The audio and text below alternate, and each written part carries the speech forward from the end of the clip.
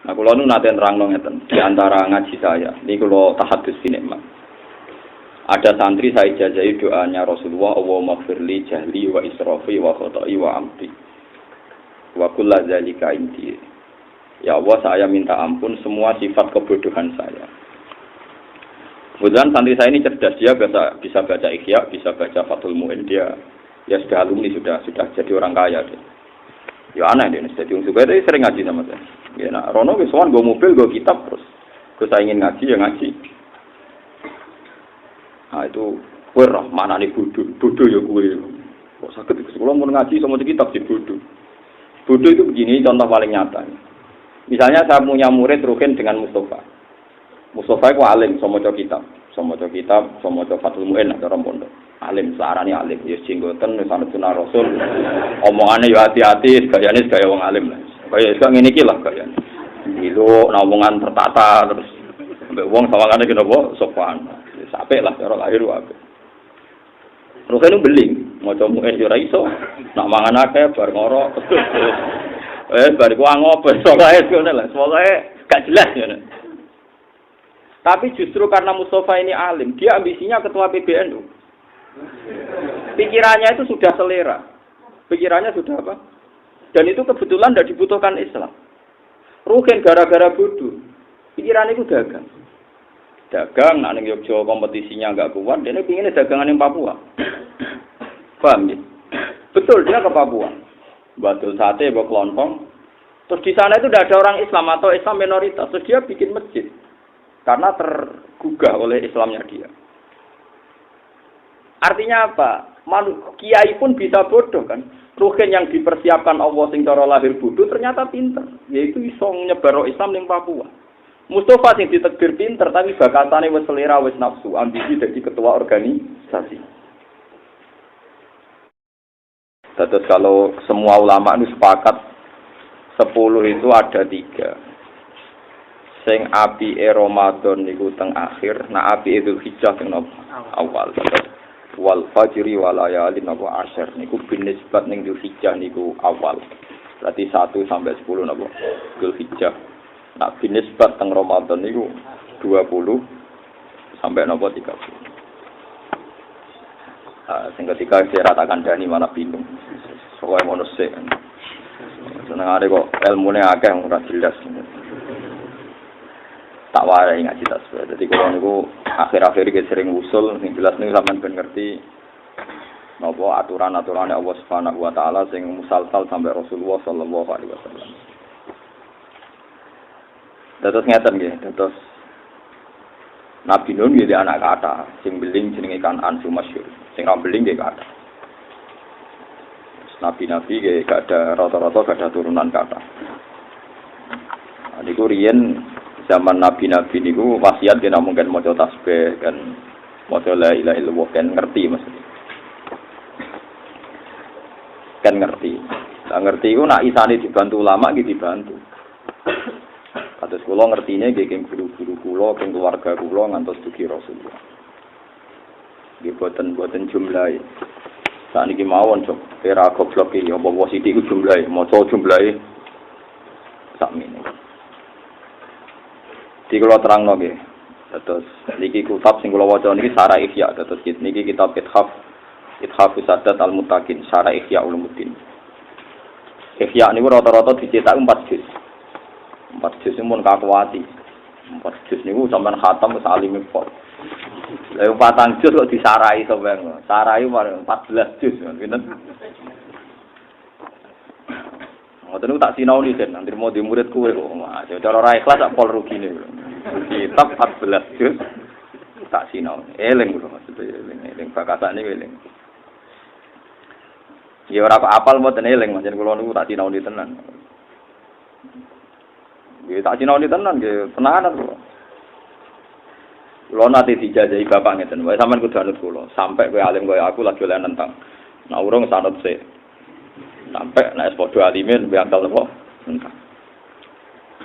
Kula ring didhawuhi bapak ngeten sing sering didhawuhi. Hak urip iku pokoke anut. Dadi kena ngaji Gusti kula niat kados niate kekasih-kekasih jenengan. Lah kok Sabul Qadir dhewe ku ya ora pati iso, isane iku ya mergo anut Kanjeng Nabi. Kabeh ulama iku pikirane ya ngrasa ora iso. Isane ku anut sinten? Kanjeng Nabi. Ketika bapak wafat dan kula sakniki ngalami macam-macam. Ngalami macam-macam. Sahabat itu duwe, utang itu duwe, masalah itu duwe. Prestasi kata ora koyo rugen dene masalah tok ora apik. Ngono iku gak sehat, urip ngene mboten apa. Dadi wong yo ngitung kasuse tapi yo ngitung napa prestasine. Kula yo duwe sahabat sen yo duwe kasus, tapi prestasiku jauh lebih banyak. Susah lah cara dihisab niku napa? Susah.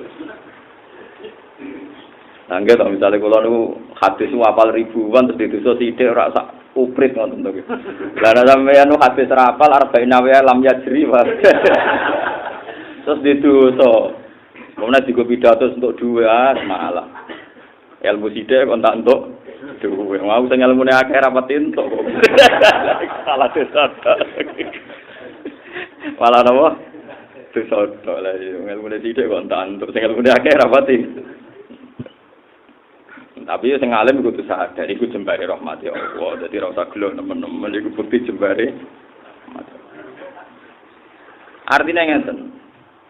Nak sampean maca hadis atau maca dawuh ulama, iku sampean di pikiran kaya pikirane ulama. Minimal ngoten. Kulo baleni malih ben sampean para pangeran. Kowe nak sering maca kitab, utawa nak iso maca tak bantu tak wacana, tak maklari pun kula dugi mediasi. Gak usah bayar mun kula ikhlas. Kalau nggak sembuh suaraku kok. Nak kue sering maca kitab, sing didhawuhna Rasulullah atau ulama atau sahabat. Berarti kita cara pandang sing kaya ulama. Misalnya nyebut Nabi keduren ya ulama. Sehingga mindset Anda, pikiran Anda, rasa Anda ini rasa ulama. Kalau nak termasuk wong alim, niku tiap sinau niku ngakoni nak ulama itu pancen benten, wong biasa niku benten. Kados kula akhir-akhir niki mun sekitar 10 tahun terakhir. Kalau niku sering sinau kitab Ar-Risalah Al-Qusairiyah, niku kitab buyut-buyut kula. Kula untuk wasiat ing buyut-buyut kula gadah. Niku carane seneng pangeran kula nggih tambah karena itu tadi baca cara senengnya wali-wali dulu. Ini nanti saya jelaskan menyangkut baca tasbih, nanti sama dengan perasaannya ulama. Abu Yazid Al-Bustami nak wiridan mboten selalu bilang subhanallah mboten. Nak wiridan ngeten sing dadekno dekne usul ning Allah. Ya Allah mal ajabu atau mal ujbu samiki. Laisal ajabu hubbila wa innamal ajabu hubbukan. Ana abdun faqirun dalilun muhtajun ilaika. Jadi nak kula nyembah jenengan iku wajar. Saya ini kan butuh jenengan. Makanya saya sujud pada jenengan itu wajar, kula butuh jenengan.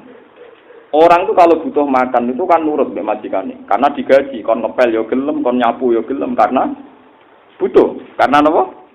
Butuh. Jadi saya sujud jenengan itu normal banget, sujud ning jenengan normal banget. Sing aneh iki jenengan, kok ngekeki kula alasane napa jenengan ra butuh kula. Jika dengan perasaan ini kita ibadah kayak apa ekstrimnya, kayak apa banyaknya itu kamu akan menyepelekan atau tidak ujub dengan ibadah ini. Karena kamu merasa normal karena Anda butuh. Dan Allah ngasih kita sekecil apapun itu hebat karena Allah tidak. Ya contohnya di kehidupan nyata, sampai jalan-jalan di Jakarta, ketemu orang yang nggak kenal Anda, tidak butuh Anda. Lalu orang ini sekedar menunjukkan alamat yang Anda cari. Anda matur nuwun agak barbar. Perkara ini wong kok apike ngono. Aku diterno digonjakno tok alamat yang saya tuju. Karena orang itu tidak butuh. Lah Allah ora butuh menungso, tapi tetap mengasih rezeki, mengasih apa saja. Sehingga dengan perasaan ini mahabbah kita sama Allah itu naik total. Mergo ngerti. Gusti, kula nyembah jenengan iku wajar, normal. Pancen kula butuh jenengan. Sing boten normal, sing di atas kenormalan, sing enggak terkirakan maksudnya. Niku jenengan kok ngekeki kula alasane napa? Jenengan ra butuh kok ngekeki kula. Umpama jenengan ra ngekeki ya ora masalah kan bagi Anda, bagi kau wong ndak napa?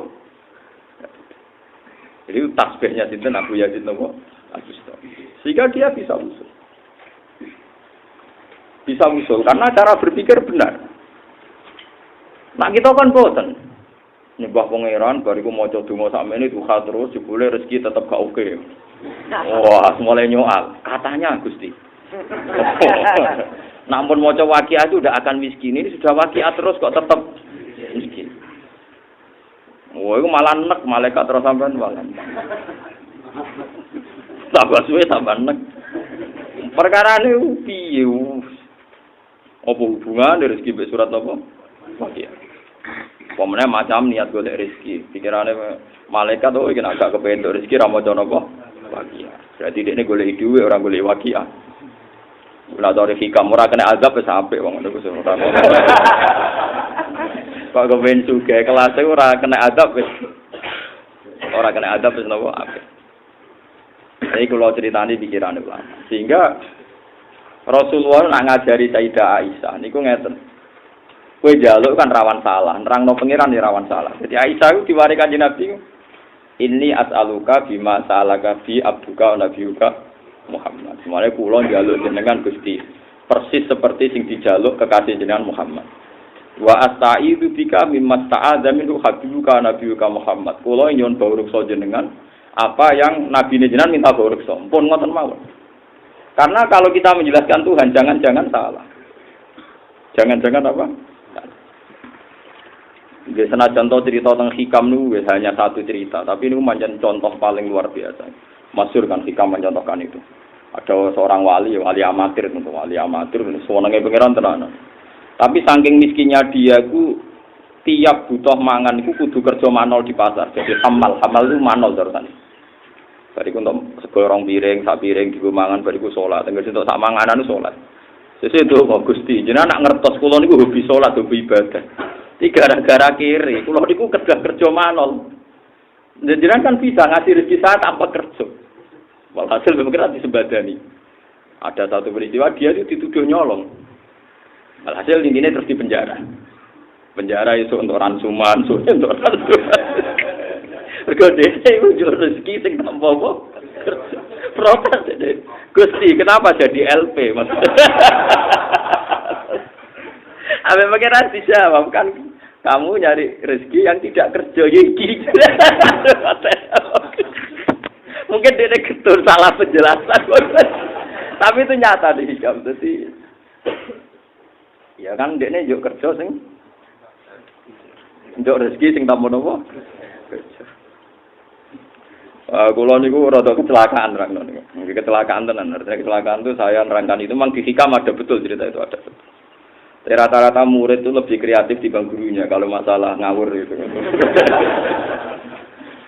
Kalau itu sekarang itu ya saya tidak tahu kalau dunia internet saya sudah tahu saya. Sekarang itu ramai guyonan itu tadi. Jadi kalau orang itu ingin kaya gitu. Gusti kalau nunggu pengen kipas-kipas no tuh duit ditegir dari bakul sate. Saya tidak tahu itu sampai ada buku gitu ya, kreatifnya gitu. Dari alasannya ini materinya saya tarikan dari makalah jaringan cangkem. Dari sate protes. Gusti saya itu maksud saya ndak ini Gusti. Saya ingin jadi orang bisa ngatur orang-orang kaya. Ini pikirannya itu wong iso ngatur wong sugih kuwi hebat. Jebule malah jadi tukang parkir. Itu kan orang bawa Alphard, bawa apa kan diatur. Tukang ngal. Terakhir ini protes, Gusti pun ngatur wong sugih yo enak. Saya ingin di sekelilingi wanita-wanita cantik. Terakhir dongane. Ditetir sama bakul sayur. Bakul sayur tiap nang perumahan di sekelilingi. Mulane saiki kudu ngrubah. Donga kuwi bahaya iki mulane. Wah, berarti wah saya itu nggak ngerti itu kalau sampai terjadi seliar itu saya tidak tahu. Nah itu murid lebih pintar dibanding gurunya gitu. Padahal kalau di hikam tadi memang ada cerita itu salah dulu. Nah kemarin mulai tanggal 1 Dzulhijjah gitu tadi walayalin nopo asyr itu saya ngaji terus. Ya biasanya yang ngaji cuma rontok nopo dosennya ditambah karena giling-gilingan. Kalau ren dijazai bapak, dijazai guru-guru kulo. Pokoknya tanggal sing cara Allah istimewa, aku iku giling-gilingan. Sing biasane sedekah 1000 dadi 2000. Biasane 1 juta 200. Soale giling-gilingan ono bedane. Paham kan ya? Biasanya salat qobliyah ya qobliyah. Biasanya ngamu bojo ya wayang mesra. Paham kan ya? Nah iso. Lah iso dipaksa. Lah nganti mesra dipaksa ya ana sebabe, paham kan? Sebenarnya menarik banget ya ora usah dipaksa ya mesra. Wae gue ini. Nah, kalau nu nanti nerangno ngeten di antara ngaji saya, ini kalau tahadus ini mak. Ada santri saya jajahi doanya Rasulullah, Allahumma firli jahli wa israfi wa khotai wa amdi wa kulla zalika inti. Ya Allah, saya minta ampun semua sifat kebodohan saya. Kemudian santri saya ini cerdas, dia bisa baca Ikhya, bisa baca Fathul Mu'in, dia ya sudah alumni, sudah jadi orang kaya dia. Ya aneh dia, jadi orang suka itu sering ngaji sama saya. Ya nak Rono kesuwan gue mobil, gue kitab terus. Gue saya ingin ngaji ya ngaji. Nah itu gue roh mana nih bodoh ya gue. Kok sakit itu kalau mau ngaji sama kitab sih bodoh. Bodoh itu begini contoh paling nyata. Misalnya saya punya murid Ruhin dengan Mustafa. Mustafa itu alim sama kitab, sama Fathul Mu'in atau Rompondok. Alim searane alim, ya jenggoten wis ana sunah Rasul. Omongane ya hati-hati, gayane gaya wong alim lah. Kaya sak ngene iki lah gayane. Dilo omongan tertata terus mbek wong sawangane ki napa sopan. Wis apik lah cara lahir wae. Terus kan beling, maca mu'in yo ora iso. Nak mangan akeh bar ngorok. Bar ku ngopo iso kae ngono lah. Pokoke gak jelas ngono. Tapi justru karena Mustafa ini alim, dia ambisinya ketua PBNU. Pikirannya itu sudah selera. Pikirannya sudah apa? Dan itu kebetulan tidak dibutuhkan Islam. Ruhin gara-gara bodoh. Pikirannya itu dagang.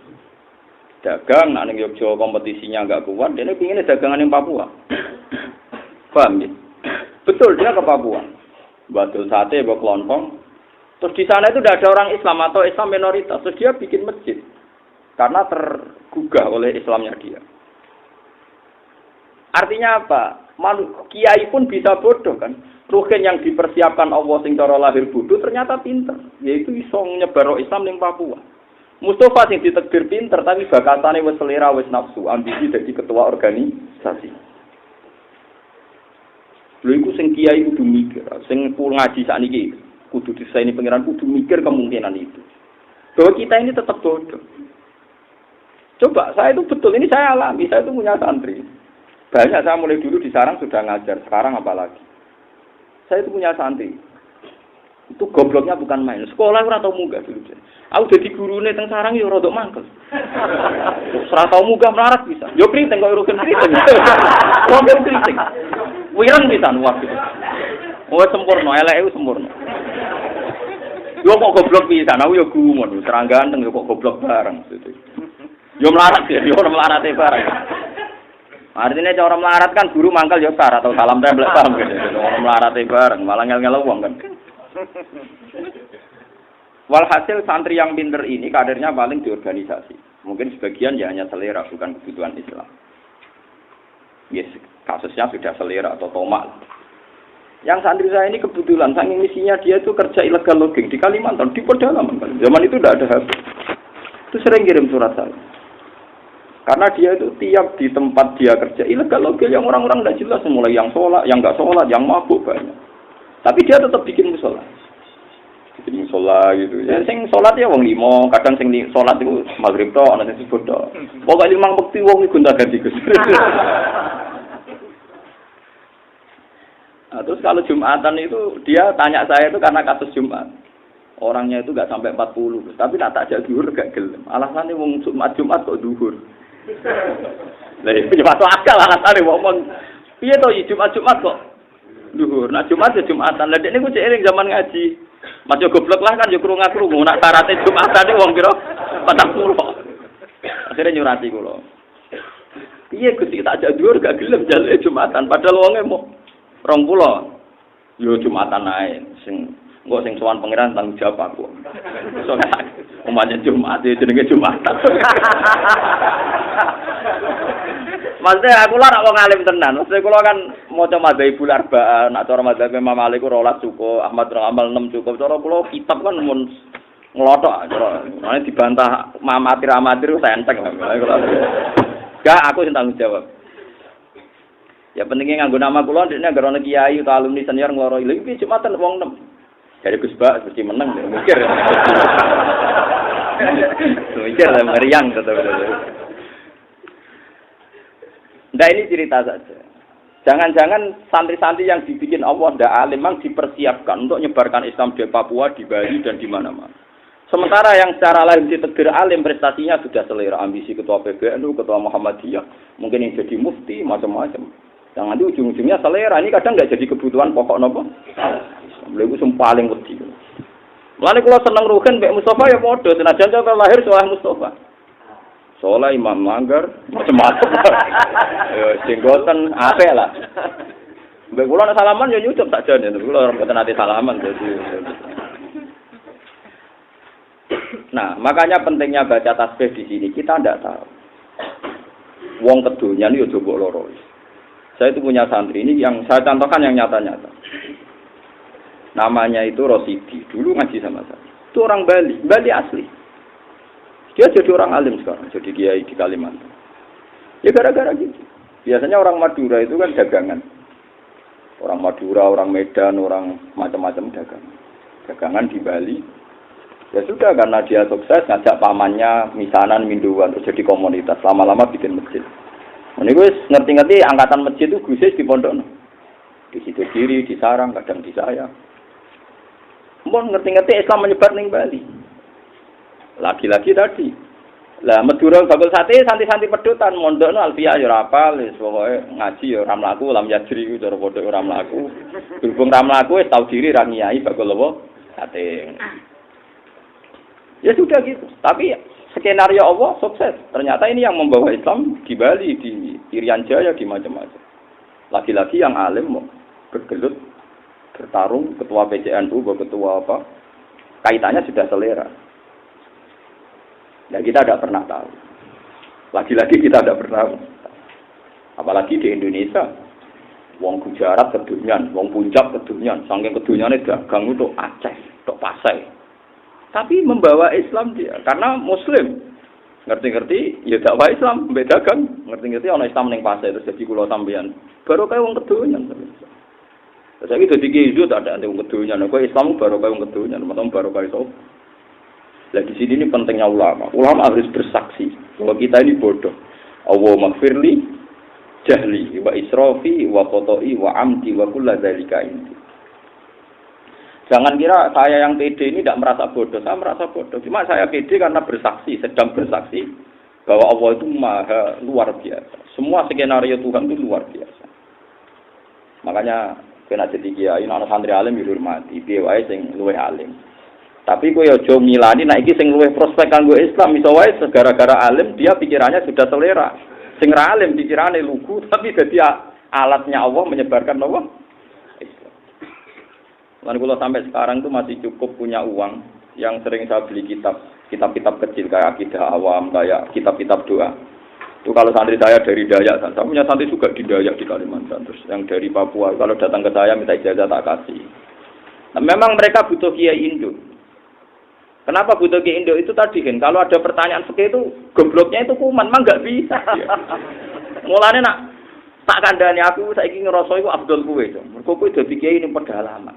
Aku jadi kiai mulyane ra karuan. Mereka ning daerah Lasem, Sarang, wong alim dihormati. Aku saiki mungkin derajatku dhuwur kuwe. Kowe buka Islam ning Papua. Ya tapi dia cerita, tapi masalah itu agak orang jenengan gemak. Pulau itu hukum ora roblek. Mana jadi ampun mati.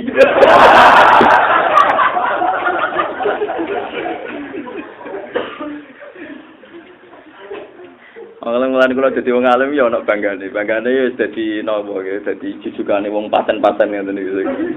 Sing Islam ning pedalaman Papua, ning pedalaman Kalimantan melo ilegal apa? Login. Kadang kita kok, Gus. Jari ilegal login cara negara haram. Wis tak pangan halal tau. Makome tidur kowe Allah. Sementing ra bogor demenan ngene. Tapi ya mesti loro isra kene. Negara iki nek ora roh. Dengar dadi ekstremis gak dadi separatis. Jadi sampean kudu ngerti, dadi dunya iku pokoke maca subhanallah, maha suci pangeran. Kita ndak pernah tahu. Wes ora tau ora blas. Sing dikersakno Allah piye wis kita ndak pernah tahu. Wes urip wis maca la ilaha illallah subhanallah bihamdi. Lewat kalimat ini sak dunya direzekeni Allah. Kita ora ro maknane maksud Allah ku piye ya ora ro.